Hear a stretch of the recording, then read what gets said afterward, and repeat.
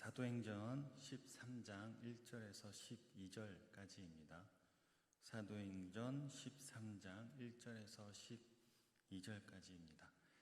제가 읽겠습니다. 안디옥 교회에 선지자들과 교사들이 있으니 곧 바나바와 니게르라 하는 시므온과 구레네 사람 루기오와 분봉왕 헤롯의 젖동생 마나엔과 및 사울이라. 주를 섬겨 금식할 때에 성령이 이르시되 내가 불러 시키는 일을 위하여 바나바와 사울을 따로 세우라 하시니, 이에 금식하며 기도하고 두 사람에게 안수하여 보내니라. 두 사람이 성령의 보내심을 받아 실루기아에 내려가 거기서 배 타고 구브로에 가서 살라미에 이르러 하나님의 말씀을 유대인의 여러 회당에서 전할세 요한을 수행원으로 두었더라.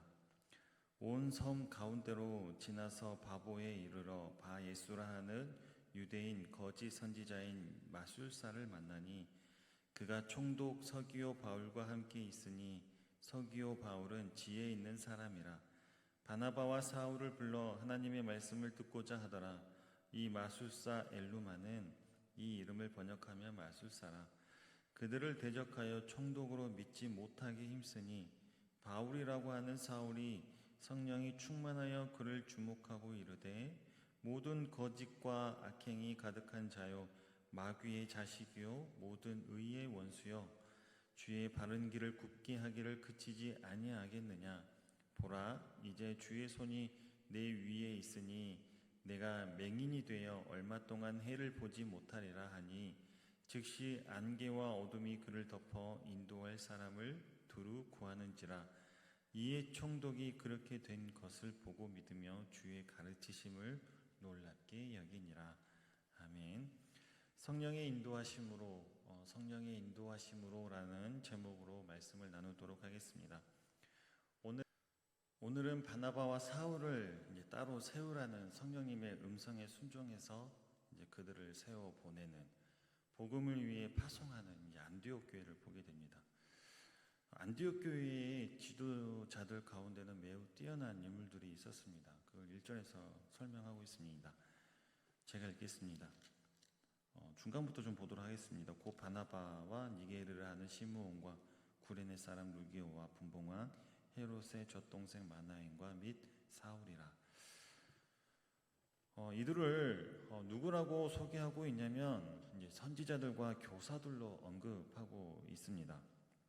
이 선지자들과 교사들이 이제 교회에서 이제 주어진 사역들을 이제 수행하고 있었을 때였습니다. 그때 이제 성령님께서 이 자신의 뜻을 이제 이 사람들에게 알리셨습니다.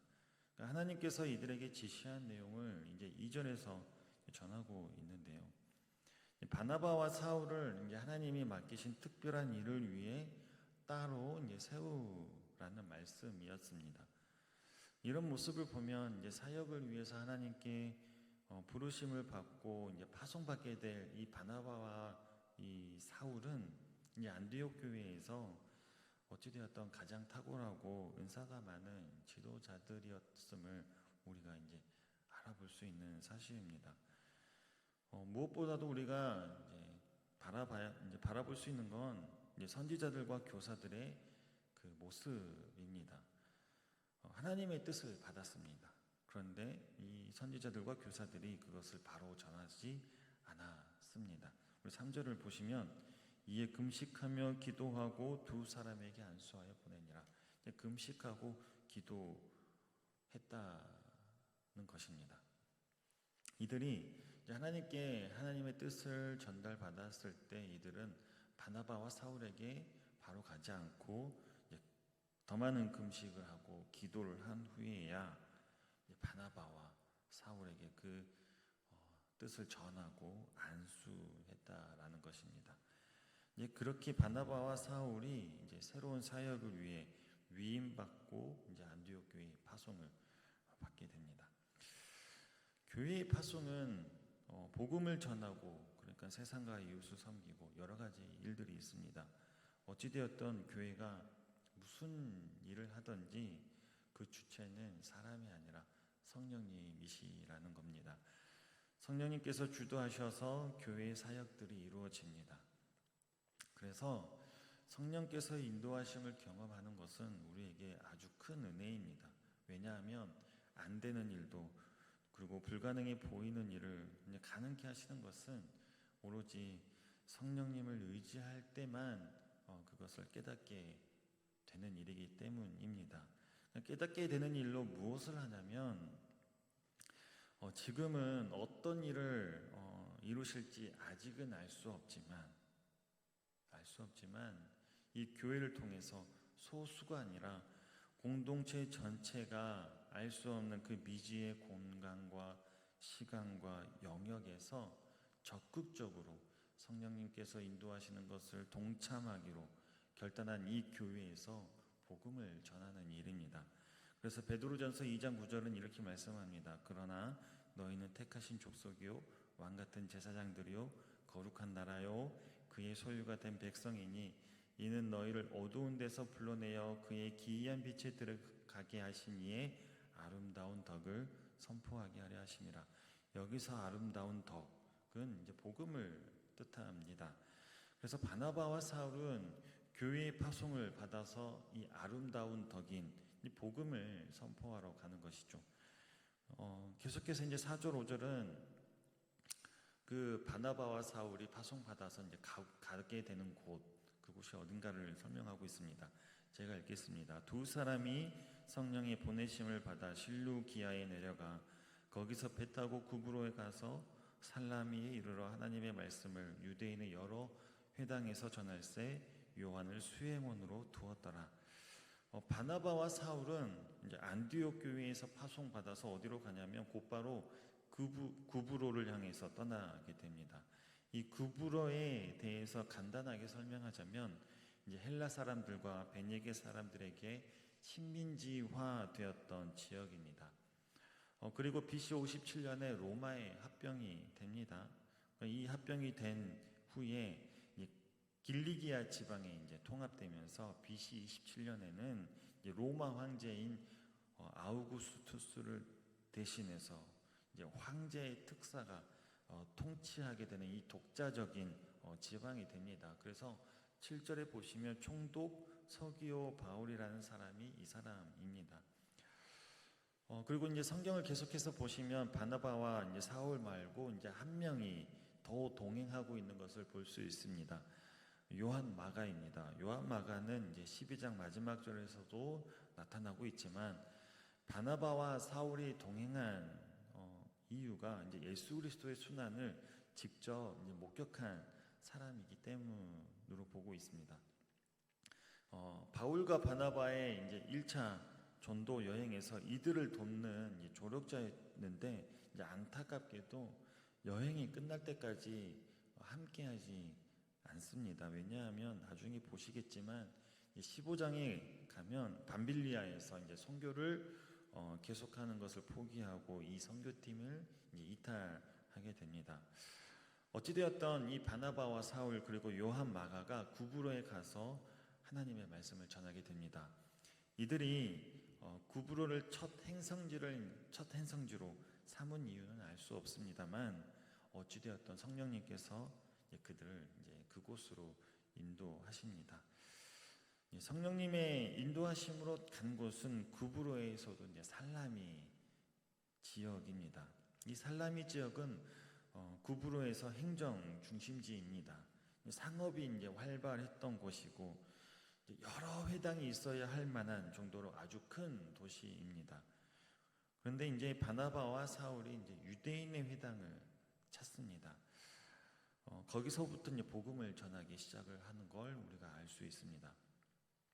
사도들이 복음을 전하는 이 대상자들을 보게 되면 보통 예수님의 제자들은 유대인들에게 더 많은 복음을 전하고 이제 바나바와 바울의 일행들은 이제 이방인들에게 복음을 전하는 형태를 취하게 되는데요.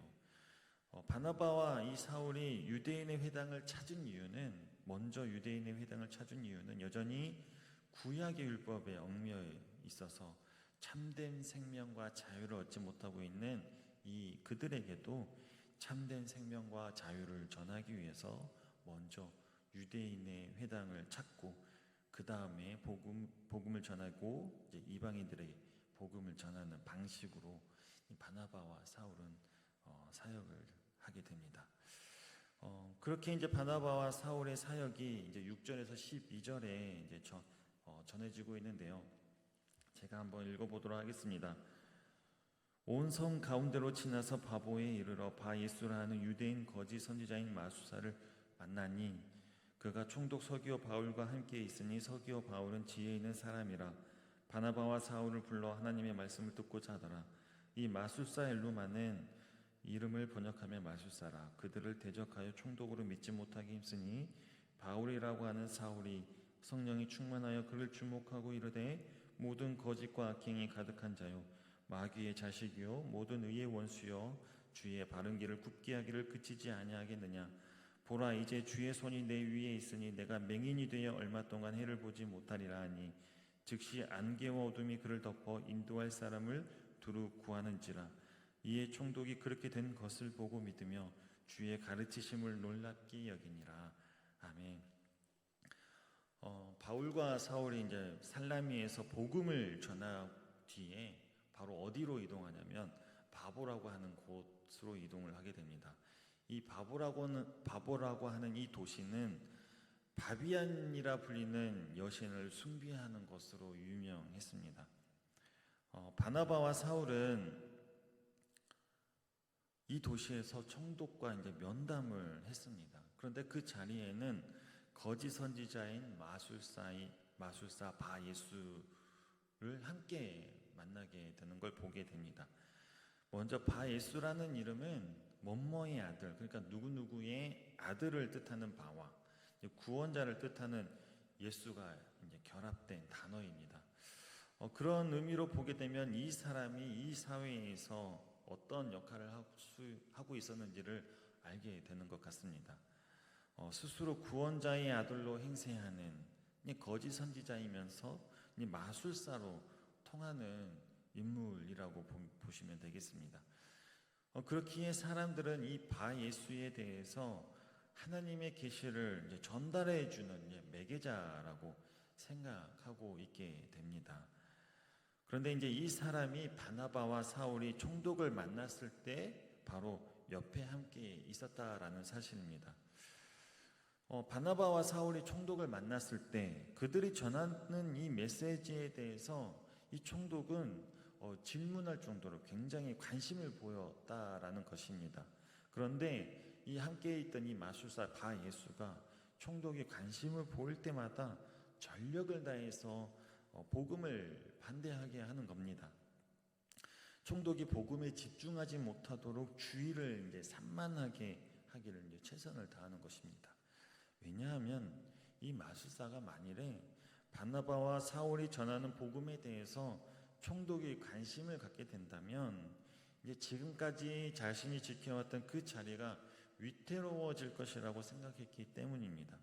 그래서 참된 생명과 참된 진리의 복음을 전하고 있는 이 바나바와 사울을 적극적으로 막아서고 있는 것입니다. 여기에서는 우리가 깨닫게 되는 게 하나가 있습니다. 먼저 하나님께서 우리에게 부여하신 재능이나 지식과 능력이 있다라는 사실입니다. 그리고 그 재능이나 지식이나 이 능력을 어떻게 사용해야 하는가를 우리는 깨달을 수 있어야 합니다. 우리가 가지고 있는 것들이 굉장히 많이 있습니다. 그런데 그것들이 질과 양이 각각 서로 다르다라는 것입니다.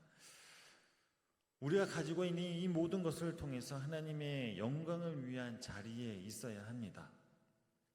하나님의 영광을 위한 길 위에 서 있다면 동방박사들처럼 예수님의 그 길을 높이는 자들이 되지만 하나님의 대적자의 길 위에 있다 한다면 애굽의 술객들, 오늘의 바 예수와 전혀 다르지 않다라는 것입니다.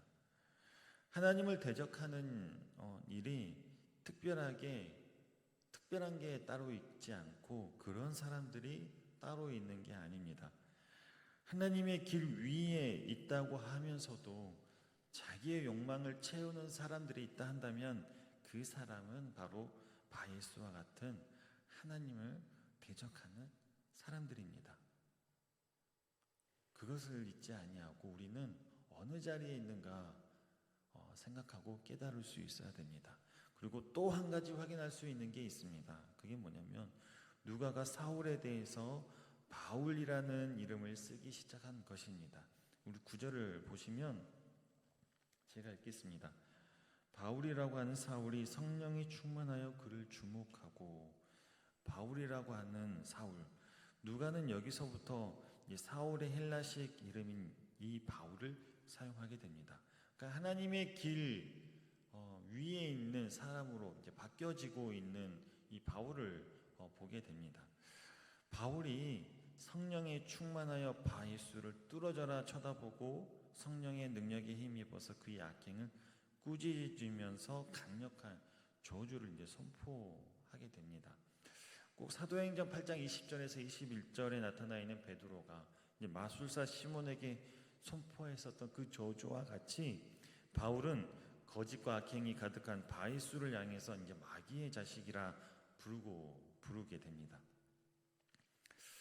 이럴 때 이 바예수의 저항은 아주 거셉니다.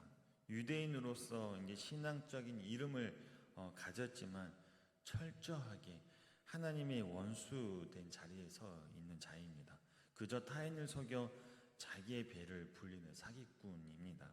그렇기 때문에 바울이 이처럼 분노의 저주를 쏟는 것은 바로 그 이유가 주의 바른 길을 굽게 하고 있기 때문입니다. 그렇게 바울 일행은 성령께서 서기오 바울을 만나게 하셨다라는 사실입니다. 서기오 바울을 믿음으로 돌이키게 하셨다라는 것을 바울과 사울은 믿고 있는 것입니다. 그런데 지금 바예수가 하나님의 뜻을 거스르면서 하나님을 만나려고 하는 길을 막아서고 있는 것이죠. 11절을 보시면 보라 이제 주의 손이 내 위에 있으니 내가 맹인이 되어 얼마 동안 해를 보지 못하리라 하니 즉시 안개와 어둠이 그를 덮어 인도할 사람을 두루 구하는지라. 얼마 동안 바예수는 맹인이 되었습니다. 여태껏 모든 사람들에게 이후에 다가올 일들에 대해서 예언하고 알려주었던 이 거짓 선지자가 이제 그 역할을 하지 못하게 된 것입니다. 오히려 하나님께서 두신 이 어둠 속에서 다른 누군가가 자신을 도와줄 사람을 찾아야 되고 또 더듬거리는 인생을 살아갈 수밖에 없는 그런 처지가 되고 만 것입니다. 그런 바예수를 보고 이제 12절을 보면 이렇게 전합니다. 이에 총독이 그렇게 된 것을 보고 믿으며 주의 가르치심을 놀랍게 여기니라. 서기오 바울이 거짓 선지자에게 내려진 심판을 목격했습니다. 그 내려진 심판을 보고 복음을 받아들이고 믿은 것은 아닙니다. 왜냐하면 먼저 서기오 바울은 주의 가르치심에 놀랐다라고 전하고 있기 때문입니다. 바울과 바나바와 이제 마가 요한이 선포한 것은 바로 참된 생명이었고 참된 진리였습니다. 이 진리가 서기오 바울을 압도했던 것입니다. 하나님께서는 서기오 바울에게 들을 수 있는 귀와 볼 수 있는 눈을 주셨습니다. 그래서 우리 또한도 우리는 우리의 거울을 볼 수 있어야 합니다. 내 마음이 지금 어디에 있는가? 나는 구원에 대해서 그리스도만을 믿는가? 아니면 내 행위를 믿고 있는가? 만약에 우리가 예수님께로 피했다면 그분만이 천국과 영생으로 이끄시는 분임을 다시 믿음으로 고백할 수 있는 저와 여러분들이 되어야 합니다. 우리가 그분께 우리의 마음 전부를 드리기 거부할 때마다 마치 거짓 선지자를 꾸짖었던 그 바울의 진노가 지금 우리에게도 진노로 쌓이고 있음을 잊지 않아야 합니다. 그래서 우리는 언제나 치열한 영적 전쟁 가운데 있음을 잊지 말아야 합니다. 바나바와 바울이 복음을 전하는 곳곳에서는 환대하고 영접만이 있는 일이 아니었습니다. 오히려 전쟁과 같은 상황이 계속해서 펼쳐졌습니다. 핍박이 있고 배척이 있는 그 모습을 자주 만나게 됩니다. 그런데 사랑하는 여러분, 이 세상이 핍박하고 배척하는 것은 제자들이 아니고 사도들이 아닙니다. 그들이 거부하는 것은 예수 그리스도와 복음입니다. 그래서 우리는 항상 깨어 있어야 합니다. 모든 악의 근원이 되는 마귀와 그의 세력을 대적하기 위해서 항상 깨어 있어야 합니다. 그리고 날마다 우리는 우리의 영혼이 예수 그리스도께 있어야 합니다. 그리고 하나님께서는 우리를 부르셨다는 그 사실을 우리 믿어야 합니다. 그것을 믿고 세상에 나가서 복음을 전하는 저와 여러분들이 되었으면 좋겠습니다. 그래서 하나님께서 오늘 하루도 우리를 세상에 보내실 때 정말 하나님 우리의 모습 속에서 예수 그리스도가 드러나게 하시고 우리를 통하여서 복음이 전해지는 일을 감당할 수 있게 해달라고 오늘 하루 하나님의 은혜를 구할 수 있는 저와 여러분들이 되길 원합니다. 함께 기도하겠습니다. 사랑이 많으신 하나님 아버지 감사합니다. 하나님 오늘 하루도 주님을 의지하며 하루를 살아갑니다. 하나님께서 우리를 역사하여 주시고 무엇보다도 우리의 모습과 우리의 행동을 통하여서 정말 예수 그리스도의 복음이 전해질 수 있는 그러한 저희들 될 수 있게 하여 주시옵소서. 그래서 하나님께서 이 땅 가운데 복음을 들고 전하는 정말 복음을 들고 살아가는 그런 모습 가진 정말 합당한 우리 성도들로서 남문교회로서 서 있을 수 있도록 지켜주시고 보호하여 주시옵소서. 감사드리옵고 우리를 구원하신 예수님의 이름으로 기도드립니다. 아멘.